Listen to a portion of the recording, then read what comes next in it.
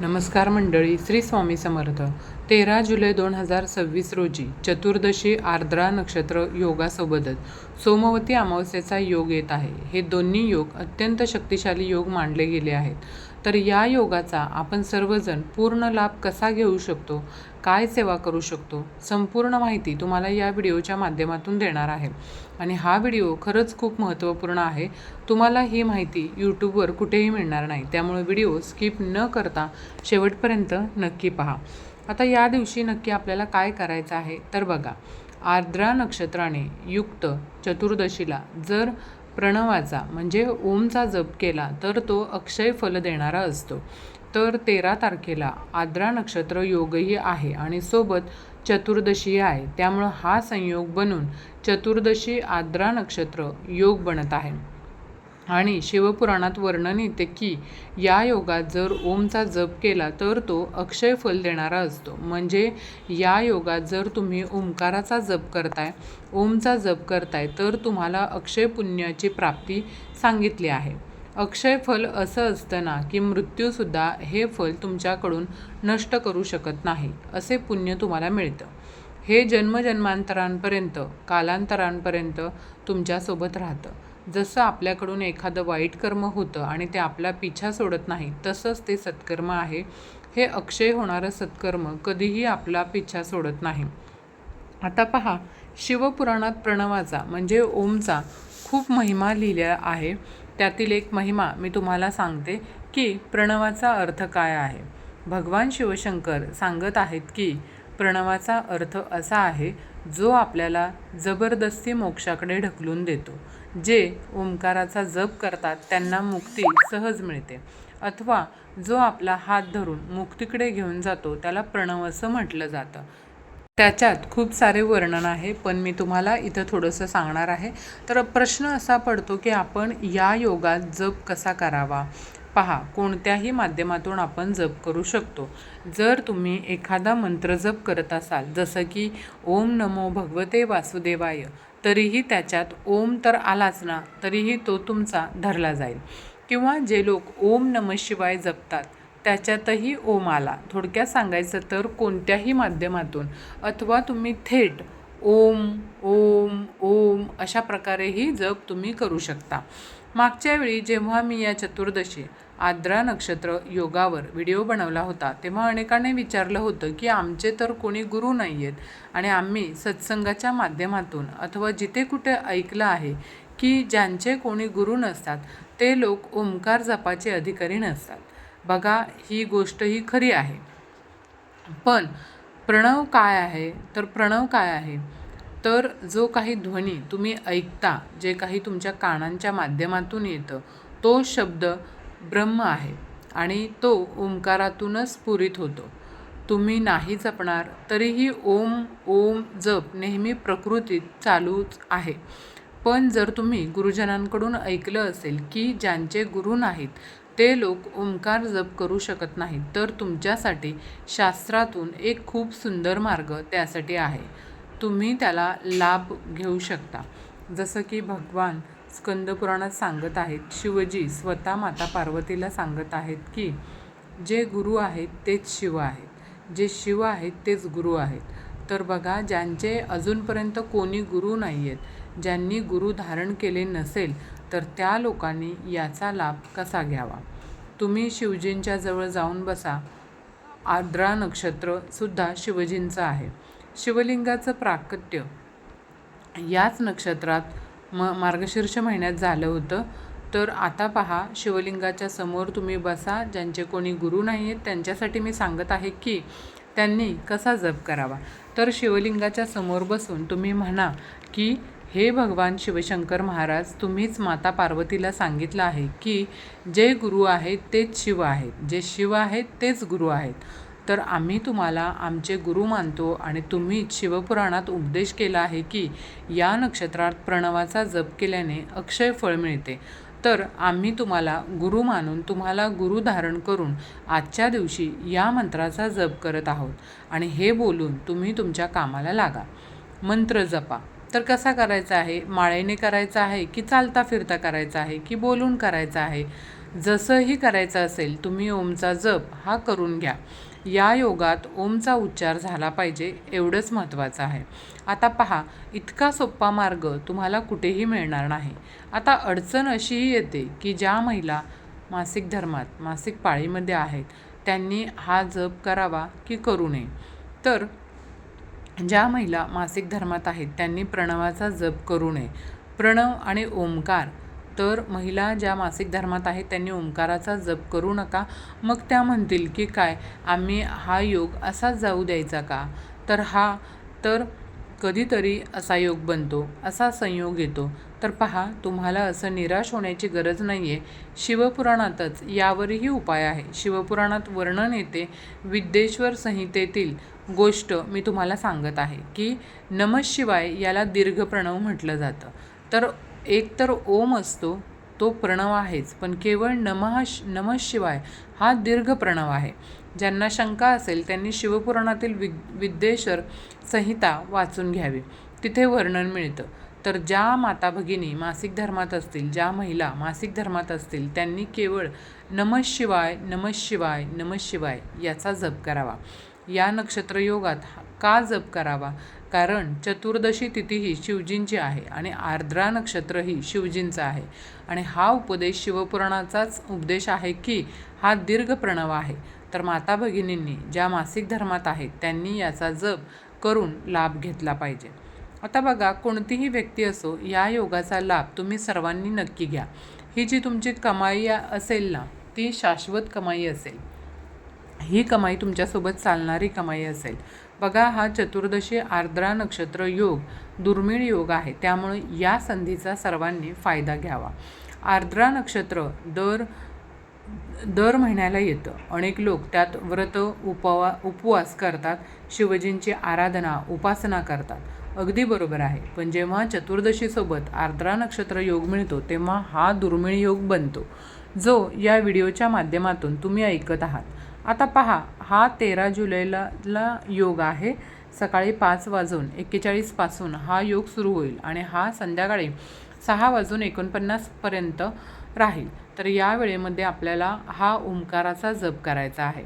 आता दुसरा योग या दिवशी बनत आहे सोमवती अमावस्येचा. जसा हा योग पूर्ण होईल आर्द्रा नक्षत्राचा, तसा सोमवती अमावस्येचा योग सायंकाळी 6:50 सुरू होईल आणि हा योग राहील 14 जुलै दुपारी 3:12 राहील. ही पूर्ण अमावस्या आहे. आता आपण ऐकूया की सोमवती अमावस्येचा आपण पूर्ण लाभ कसा घेऊ शकतो ते. तर बघा मैत्रिणींनो, महर्षी वेदव्यास जे म्हणतात की सोमवती अमावस्येच्या दिवशी मौन राहून काहीही न बोलता आपल्याला स्नान करायचं आहे. पण बघा, आता ही अमावस्या संध्याकाळी सुरू होत आहे, म्हणजे आपण संध्याकाळी स्नान तर करू शकत नाही.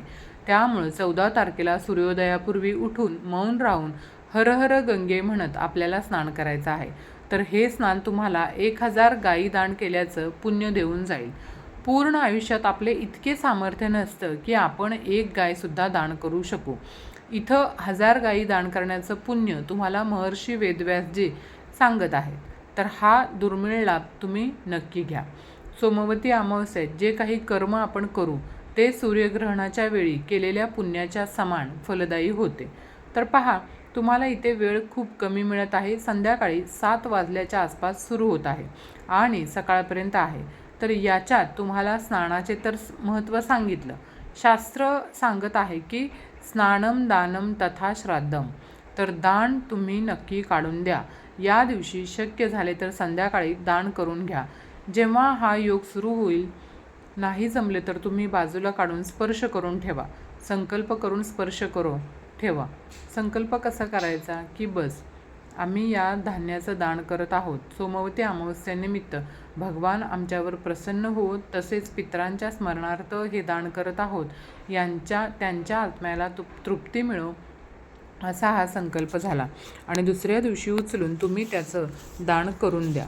श्राद्ध तर सोमवती अमावस्येत तुम्ही रात्री करू शकणार नाही, त्यामुळं पुढच्या दिवशीही अमावस्या आहे. 14 तारखेला दुपारपर्यंत आहे. तर तुम्ही सूर्योदय झाल्यानंतर श्राद्ध करून घ्या. श्राद्धात काय करतात? तर्पण करून घ्या. गीतेच्या 7व्या अध्यायाचा पाठ करून जे जल अर्पण केले जाते पितरांना, दक्षिण दिशेला तोंड करून तुम्ही ते जल नक्की अर्पण करायचं आहे न विसरता. तर्पण तुम्ही लक्षात ठेवा 14 तारखेच्या सूर्योदयानंतर करायचं आहे. तसंच तर्पण करत असताना आपण पाण्यामध्ये काळे तीळ, तुळशीपत्र टाकून हे पाणी आपण दक्षिण दिशेकडे तोंड करून अर्पण करत असतो. त्यावेळेस पितरांचं स्मरण अवश्य करा. त्याचप्रमाणे ओम पितृदेवताभ्यो नमः किंवा पितृदेवताभ्यो नमः हा मंत्र अवश्य 11 वेळा किंवा 21 वेळा म्हणायचा आहे. आता हवन कधी करायचं आहे? अमावस्येच्या दिवशी हवन कधी करावं?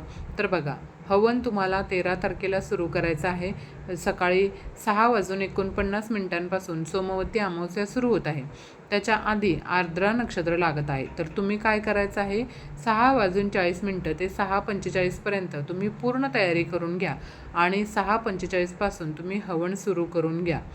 जर तुमच्याकडे सूर्यास्त झाला नसेल, तर सूर्यास्त झाला असेल तर हवन करू नका, मग पुढच्या दिवशी करून घ्या.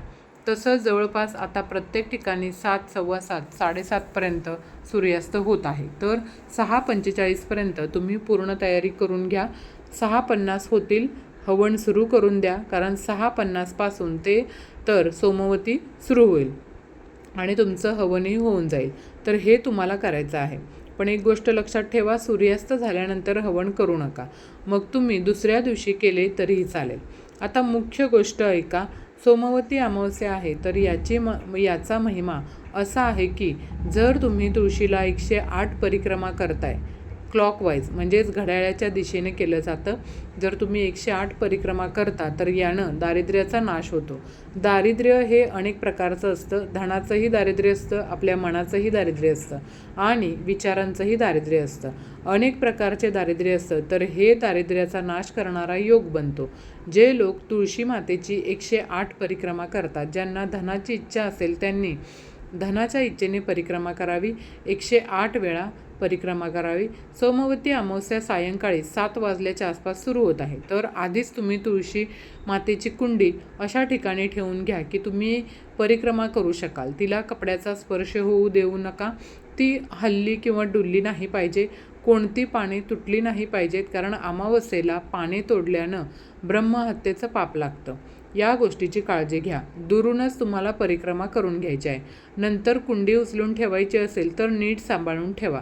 कुंडी वगैरे तुटू नये, अथवा पुढच्या दिवशी त्या कुंडीला आपल्या जागेवर उचलून तुम्ही ठेवू देखील शकता. अशा प्रकारे तुम्हाला 108 परिक्रमा करायच्या आहेत. बघा, सोमवती अमावस्येला रस्त्यावरील काळ्या रंगाच्या कुत्र्याला म्हणजे श्वानाला तेल लावलेली भाकरी आपण या दिवशी खाऊ घातली तर आपला केतुग्रह शांत होतो आणि पितृदोष असतील तर ते देखील निघून जातात. तर तुम्हाला काय करायचं आहे, या दिवशी संध्याकाळी जोपर्यंत अमावस्याचा काळ आहे तर त्यावेळेत कधीही काळ्या रंगाच्या कुत्र्याला खास करून तुम्ही तेल लावलेली भाकरी किंवा चपाती खाऊ घालू शकता. आणि काळ्या रंगाचे कुत्रे तुम्हाला समजा नाही मिळाले तर ज्या कोणत्या रंगाचा तुम्हाला कुत्रा मिळेल असेल त्याला तेल लावलेली भाकरी या दिवशी खाऊ घालायची असते आणि त्याला खूप महत्त्व देखील असतं. तर तुम्ही हे नक्कीच काम या दिवशी अमावस्येच्या दिवशी करू शकता. तर त्याचबरोबर तुम्ही या दिवशी घराच्या छतावर किंवा एखादी मोकळी जागा जिथे असेल तुमच्या घराच्या आसपास, तिथं तुम्हाला दरवेळेस ठेवता ज्याप्रमाणे, त्याचप्रमाणे तुम्हाला दही भाताचा नैवेद्यसुद्धा ठेवायचा आहे. दही भाताचा तर बघा, यावरती सेपरेट व्हिडिओ येईल तर त्यामध्ये मी तुम्हाला सविस्तर सांगेनच कशा प्रकारे तुम्हाला दही भाताचा नैवेद्य ठेवायचा आहे. तो पुढच्या व्हिडिओमध्ये आपण सविस्तर पाहू. त्याचप्रमाणे सोमवती अमावस्येला संध्याकाळी शिवलिंगाला देखील अभिषेक करायचा आहे. शिवलिंगाचा अभिषेकसुद्धा तुम्ही साध्या पाण्याने करू शकता किंवा पाण्यामध्ये काळे तीळ मिसळून किंवा दुधामध्ये काळे तीळ मिसळून त्या पद्धतीने तुम्ही शिवलिंगावरती अभिषेक करू शकता. आणि ज्यांच्याकडे शिवलिंग नाही आहे पण खंडेराव महाराजांचा टाक आहे तर त्यांनी टाकावर अभिषेक केला तरीसुद्धा चालेल. सोमवती अमावस्यासुद्धा खंडेराव महाराजांसाठी एक पूजा करण्याचा दिवस म्हणून महत्त्वाचा मानला जातो. तर खंडेराव महाराजांच्या टाकावर आपण भंडारा वाहू शकतो. टाकाऐवजी ज्यांच्याकडे मूर्ती असेल तर ते सुद्धा या दिवशी बेल, भंडारा किंवा खंडेरावांना जे काही प्रिय आहे ते सगळ्या गोष्टी आपण या दिवशी अर्पण करू शकतो. तसंच या दिवशी तळीसुद्धा भरता येईल. आणि अमावस्येच्या काळामध्ये दुसऱ्याच्या घरचं अन्न खाऊ नये. यामुळं 1 महिन्याचं पुण्य आपलं नष्ट होतं. अमावस्येचा योग जेव्हा संपेल तेव्हा तुम्ही कोणाचं खाणं पिणं खायचं असेल तर खाऊ शकता. तर या सर्व गोष्टींची तुम्ही काळजी या अमावस्या तिथीला नक्कीच घ्यायची आहे. तर काही राहिलं असेल तर कमेंटमध्ये तुम्ही नक्कीच विचारू शकता. आणि हा व्हिडिओ आपल्या मित्रपरिवारांसोबत जास्तीत जास्त तुम्ही शेअर करा. हे सर्व बनवायला खूप मेहनत लागते. तुम्ही पाठवून त्यांचंही कल्याण करा, स्वतःचंही कल्याण करा. व्हिडिओ आवडला असेल तर व्हिडिओला नक्की लाईक शेअर करा आणि चॅनेलला सबस्क्राईब करायला मात्र अजिबात विसरू नका. व्हिडिओ शेवटपर्यंत पाहिल्याबद्दल आपणा सर्वांचे आभार आहे.